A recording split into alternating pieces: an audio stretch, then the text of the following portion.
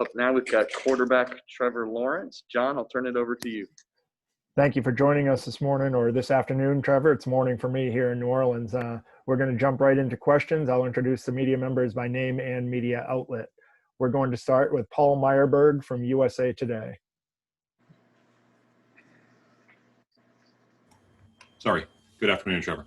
I know your story isn't quite finished, Trevor. You got another chapter to write as you move forward in your college career. But if you could take a moment to think back across your almost 3 years, what legacy do you think you're going to leave at Clemson and in college football, and what would you want it to be if you could define it yourself? Yeah, I haven't really thought about necessarily what my legacy would be. I've just been trying to live in the moment these past 3 years and trying to be the best I can be, whatever moment I'm in. So that's been my mindset, and I think that helps you leave a legacy if you just try to live and be your best in every moment. But, I mean, at the end of the day, I just want people to say I want people to speak to my character more than the type of player I am or I was or whatever. I want to just be a good person, and I think that's the number one goal for me. And then obviously the play and all the accolades, all that stuff kind of will eventually speak for itself. And but that's really not the main thing for me. Is just being a good person, being a good teammate. I hope that's what people say about me whenever I leave here.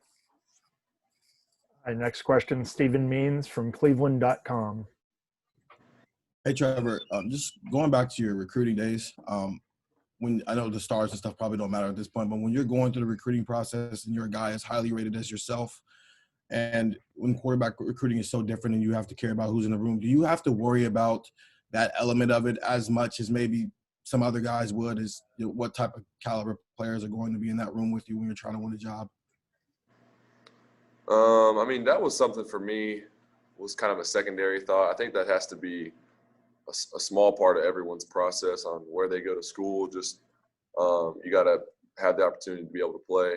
But that was a small part of it for me. For me, I just wanted to go to a few different schools and see what fit me the best, build a relationship with the coaches and make my decision from there, where I felt like was home, where kind of on the field, off the field, everything would fit me, where I felt like I could become a better person, all those things. And I eventually came to the conclusion it was Clemson. And, obviously they had their starter coming back, and that just really wasn't something I thought about, just because I knew that's where I wanted to be for the long haul. It wasn't just the place I could necessarily go and play the fastest. I just wanted to go somewhere that valued the same things as me, not just winning games. So I felt really confident in that, and that's how I made my decision. I think that's different for some people, but at the end of the day, I had confidence in myself and knew that it would work out eventually. Didn't know exactly how it would go. Didn't even necessarily know that it would, I'd have so much success so early, but just kind of trusted it and trusted myself and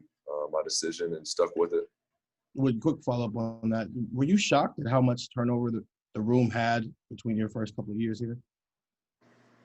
Yeah, it's definitely been, I've seen a lot of guys come through. Obviously, there's a few guys that transferred when I first came in just for different reasons. But so that room changed pretty quickly. What I thought I was stepping into was different than what it was when I got here. And then obviously Kelly after the, spring and fall.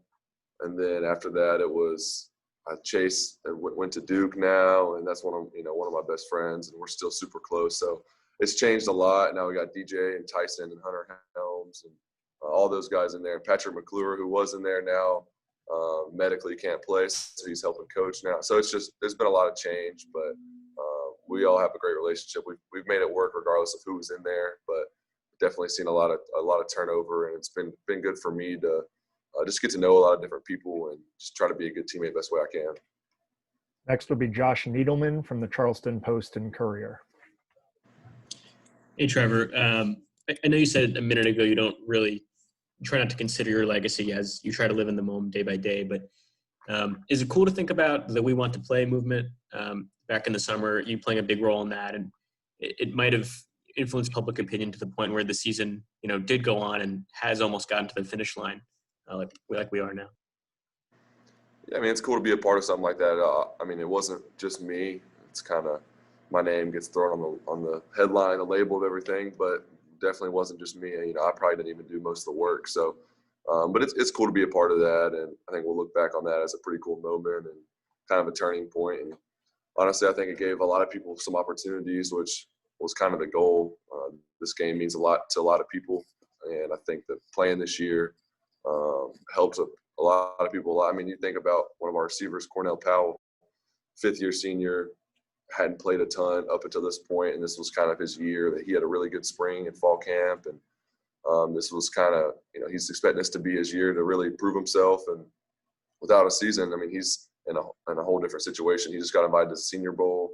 He's had a great year, been a great teammate, and without a season, that changes a lot for him. That's just one example. So hopefully, you know, playing this year has helped a lot of people, and it's been worth it. I think it's been a success. If you look at how kind of 2020 has gone, I think this has been a success, you know, as much as it could be.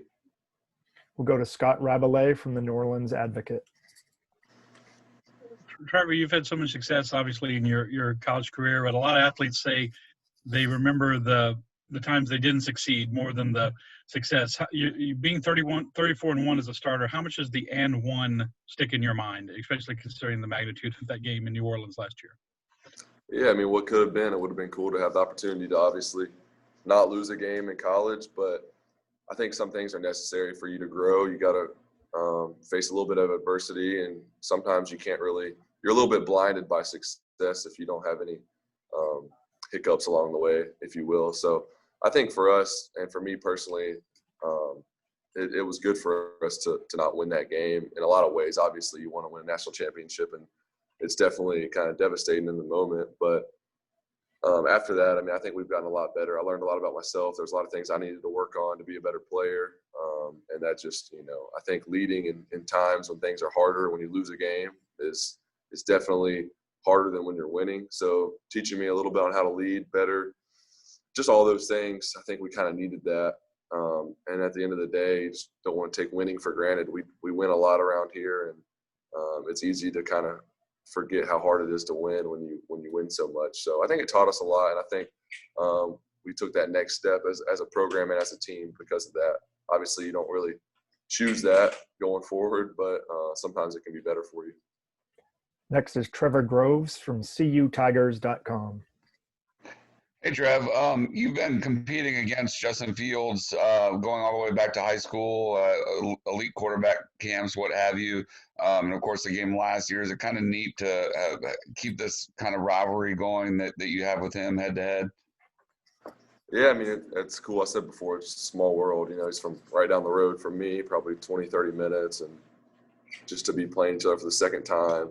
And we've kind of been matched up, I guess, for years, just going back to high school. I haven't really seen it as that. I'm not like out here just competing against Justin. I mean, we're friends. We got a good relationship, but that's kind of how people like to pin it as me against him. But I mean, at the end of the day, it's just fun getting the opportunity to play a team like Ohio State. Obviously, huge brand, great team year in and year out, and to get the opportunity to play them is kind of what you expect in a semifinal. They're playing the best of the best, so we're excited for that opportunity. But it does make it cooler that, you know, the guy on the other sideline is from right down the road from me. So it's pretty cool. Obviously, we played him last year. It was a crazy game, but definitely looking forward to it. We have time for one more. We'll go to Brendan Gulick from Buckeyes Now. Hey, Trevor, kind of curious. You've thrown 4 interceptions in the last 5 games after going 12 straight without throwing one. As you kind of evaluated the couple of mistakes that you have made along the way, what have you learned about yourself in those few far between moments?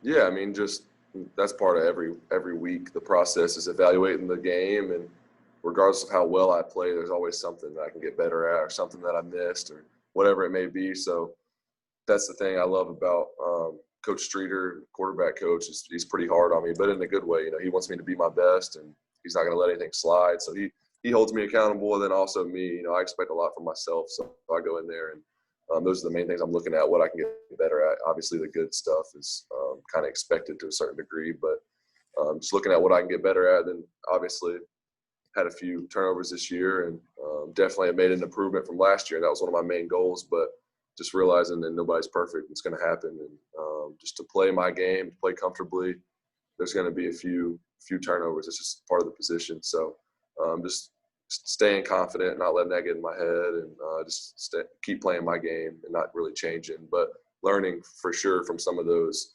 ill-advised throws and throws that could have been picked off and ones that were, and just learning, how do I get better from that? It's every week I do that. Thank you very much for your time this afternoon, Trevor. Good luck in the rest of your preparations for the game. Thank you all. Thank you.